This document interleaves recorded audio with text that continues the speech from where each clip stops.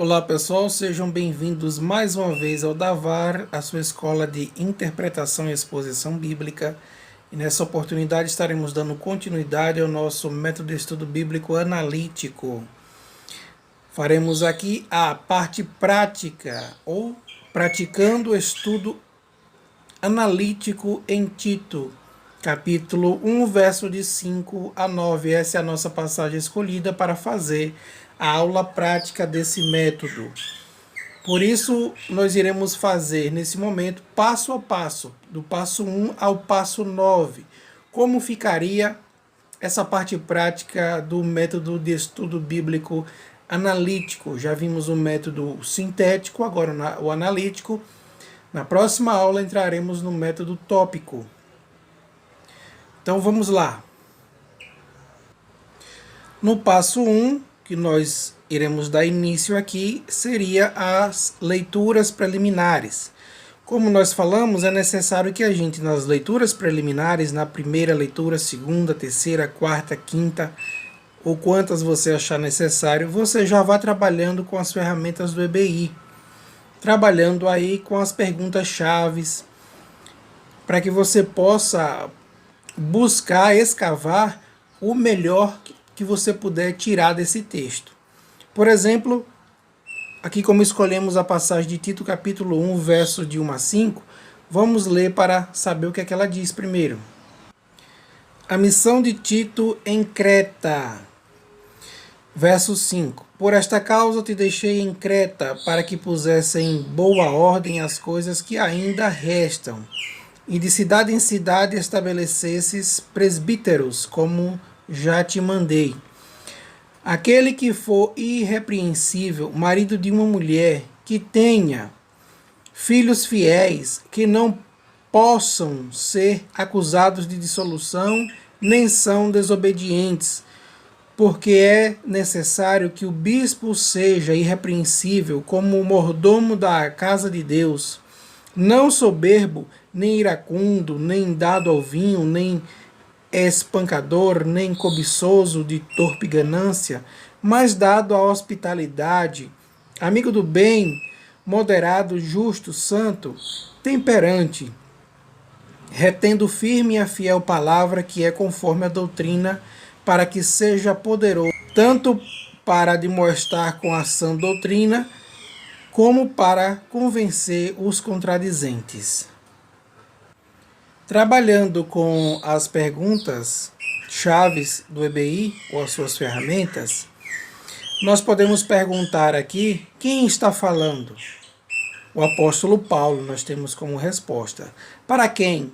Para Tito, seu cooperador e filho na fé. O que? Instruindo acerca do motivo que Tito ficou em Creta. Organizar o que faltava e constituir presbíteros. Isso era o que ele falava. Onde? Da ilha de Creta. Quando Timóteo estava em Creta, organizando as coisas restantes de Paulo nos últimos anos de sua vida, que ele havia aí começado, né? Porque para instruir Tito acerca de instituir e instruir presbíteros com as devidas recomendações, como constituindo em cada cidade presbíteros irrepreensíveis em toda a sua vida familiar, pessoal e de ensino. Observe que você fazendo as perguntas já ao texto, você já começa a escavar algo que está ali escondido, que você numa primeira leitura você não percebe. Mas quando você começa a fazer essa pesquisa, essa pergunta, hoje o pássaro preto aqui está realmente inspirado, né? Mas deixa ele cantar. Então, voltando aqui, aí ele já calou.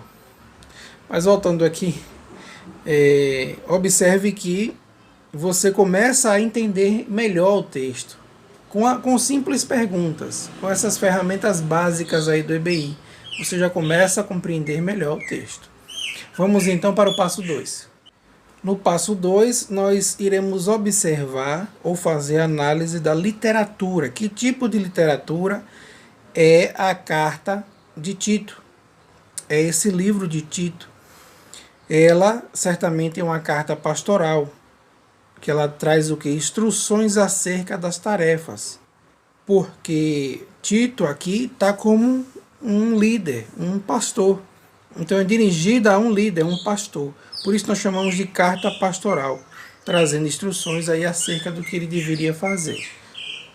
No passo 3, nós iremos observar ou fazer análise do contexto histórico da passagem, ou do contexto do que estava acontecendo naquele momento. E o que é que estava acontecendo pelo contexto histórico da passagem? Simplesmente a necessidade de organizar as igrejas e instituir líderes adequados para aquela tarefa. Passo 4, nós iremos ver a análise do contexto imediato de Tito 1, 5 a 9. O contexto imediato encontra-se após a saudação de Paulo, mais longa do que o de costume, como nós podemos observar, iniciando a instrução acerca da necessidade de constituir presbítero, conforme as características e deveres exigidos para um líder cristão. Após esta passagem, inicia o contraste acerca do reconhecimento dos falsos mestres. Então, no contexto imediato, nós podemos observar que é aquilo que vem anterior ao texto e aquilo que vem posterior ao texto. No sentido anterior ao texto, nós temos a saudação de Paulo. E no sentido posterior ao texto, nesse contexto imediato, nós observamos aqui esta passagem que vai falar agora dos falsos mestres. Nesse contexto imediato, você pode observar que nós estamos tratando do contexto da própria carta, né? Assim também como a análise do contexto histórico, que seria também um contexto histórico da própria carta. No passo 5, nós podemos observar a análise dos termos. Nós fizemos esse estudo. Seria aí os termos mais importantes, sem os artigos, pronomes e etc, né? Por exemplo, nessa versão nós podemos encontrar por esta razão ou por esta, ou seja, seria por este motivo, por esta razão, deixei ou mesmo que ficar para trás. Onde? Terminar de organizar, constituir-se ou encarregar de algo, estabelecer algum ofício. Presbítero, termo cambiável de pastor, bispo, ancião.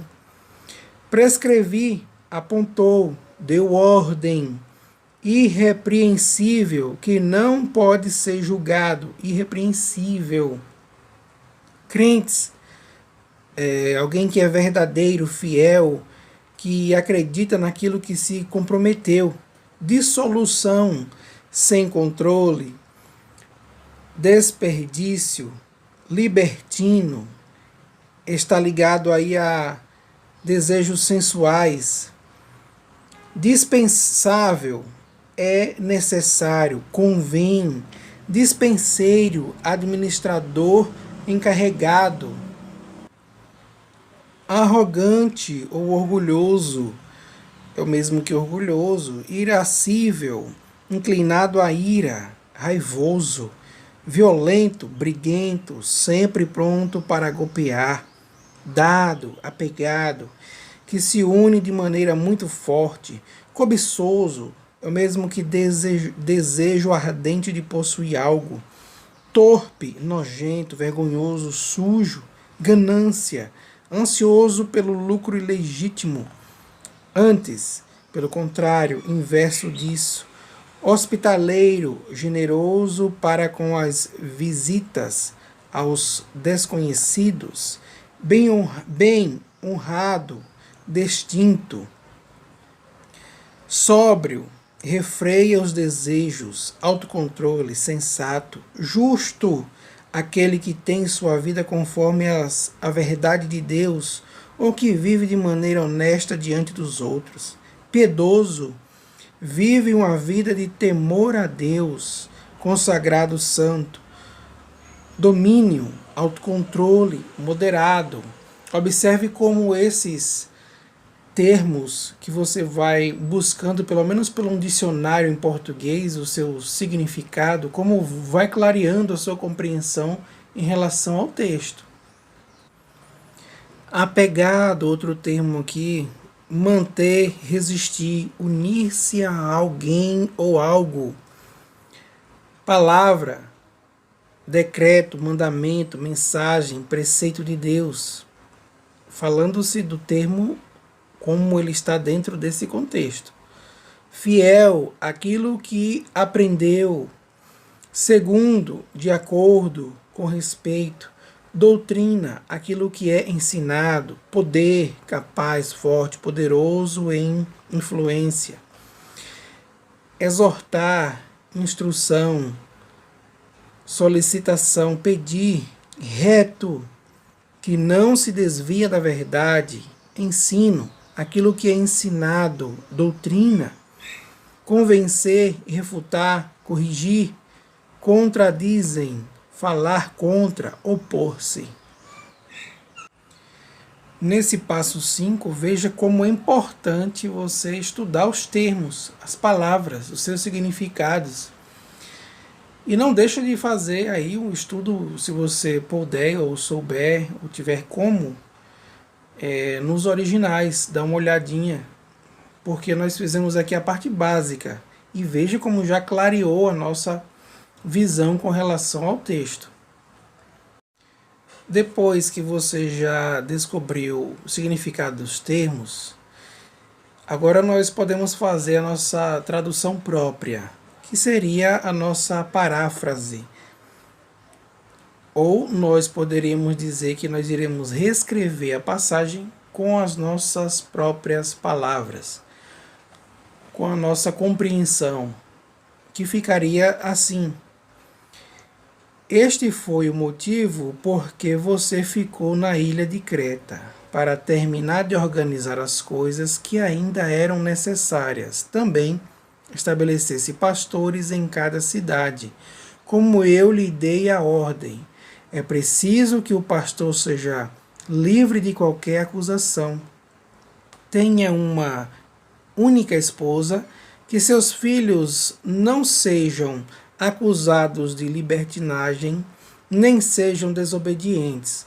Convém que o pastor seja irrepreensível como encarregado da obra de Deus.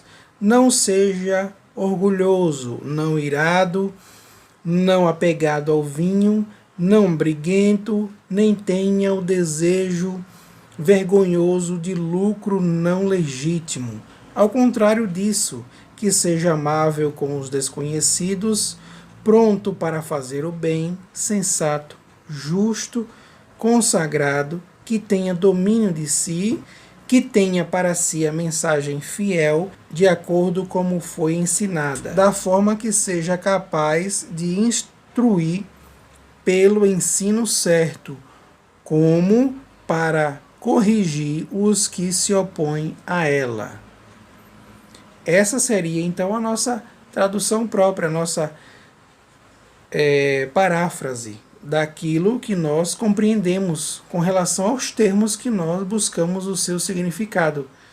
Veja como clareou mais o entendimento daquela passagem. Com suas próprias palavras você descreveu aquilo que você conseguiu compreender, que você conseguiu facilitar essa compreensão. Passo 5, explicando a passagem. Aqui nós iremos usar aquela segunda forma que é por meio de sentenças, mas você pode fazer da maneira que você achar assim mais apropriado. Essa segunda forma seria a mesma coisa que nós fizéssemos a exposição verso por verso. No verso 5, começando, ele diz: por esta causa te deixei em Creta. Ora, após ter ele estado um tempo aí com Tito na ilha de Creta, uma das maiores ilhas, né, do Mediterrâneo, como nós podemos observar lá no estudo sintético, Ele passou um tempo ali com Tito, mas ele não concluiu essa obra. É tanto que agora no próprio verso 5 ele diz: para que pusesses em ordem as coisas faltantes. E nós sabemos que uma igreja precisa de organização, e Paulo sabia que não tinha conseguido deixar de maneira final, não tinha deixado a igreja totalmente organizada. Então ele vai instruir Tito a continuar a obra que faltava, que estava restante. Em cada cidade constituísse presbíteros. Tito deveria organizar as igrejas e instituir líderes dentre as cidades, que eram ali vilarejos, né?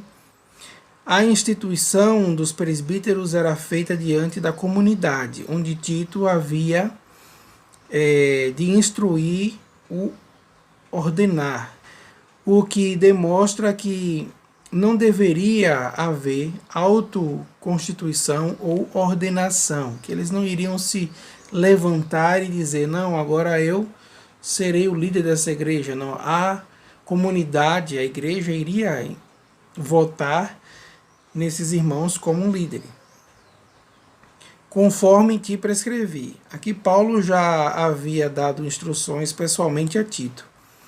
Aqui ele encoraja a relembrar quais eram suas funções, como que dizendo a Tito: eu já te dei uma ordem. No verso 6, ele começa assim: alguém que seja irrepreensível. A inspiração para os líderes deveria ser feita com muita seriedade. Somente aqueles que fossem livres de qualquer dúvida moral e familiar poderiam ser candidatos. Observe, você já trazendo para os nossos tempos, será que sempre é assim? Marido de uma só mulher, aqui já pesa mais ainda. Essa era uma afirmação de Paulo contra a poligamia, prática comum na ilha de Creta. Além de se referir com isso ao cuidado intenso que o marido deveria ter com sua esposa, cuidando apenas de uma esposa. Que tenha filhos crentes, ou filhos que tenham a mesma fé de seu pai, ou que não abandonaram o ensino que lhes fora passado, pelos seus pais, como exemplo de que pode ensinar a outros. Se ele mantém bem a sua casa, certamente ele irá manter bem a igreja do Senhor.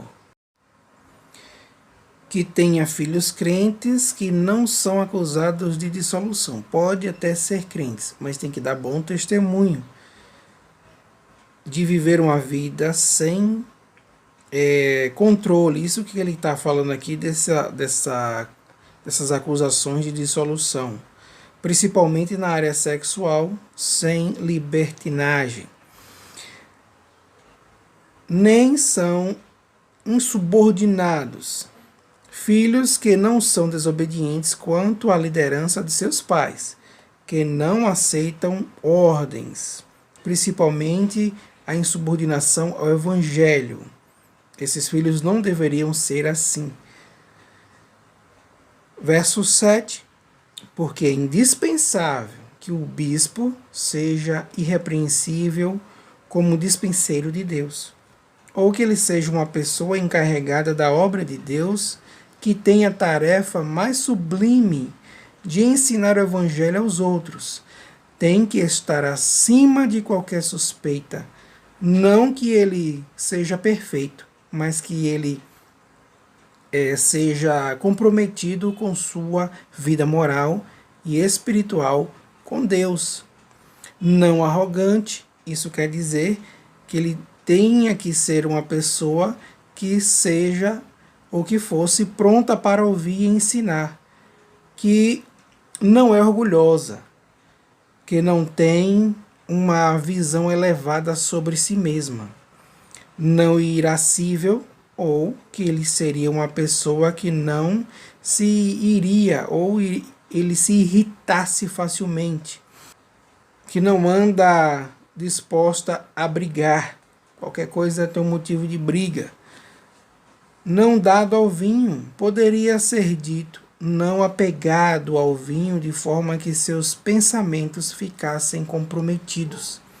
Em outras palavras, qualquer consumo de álcool que entorpeça a mente ou vença as inibições. E daí venha o mau exemplo. Nem violento, que quer dizer que não resolve as coisas com violência, que não seja espancador, nem cobiçoso de torpe ganância, ou os líderes que não poderiam estar se candidatando por motivos de obter riquezas, ter o desejo incontrolável, sujo de obter ganhos ilícitos. Dá para fazer uma boa aplicação pessoal aqui, né? E uma boa aplicação para a igreja.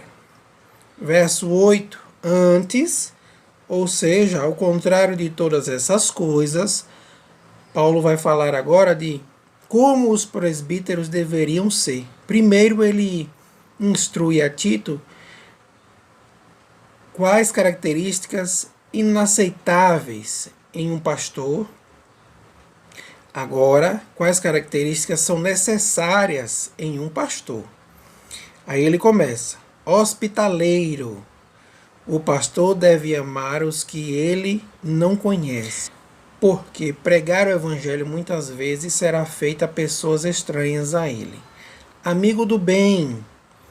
Ele deve se envolver com a prática do bem, ser dedicado àquilo que honra a Deus, dedicado a todas as coisas que o próprio Deus citou, as coisas que devem ser honradas. Sóbrio, que refreia seus desejos, que sabe quais são as suas prioridades. Poderíamos dizer que é uma pessoa que age com sensatez, que age de maneira moderada. Justo, que vive uma vida através da palavra de Deus, da maneira como Deus ordena, da maneira correta. Piedoso, que vive sua vida com temor ao Senhor, que tenha domínio sobre si.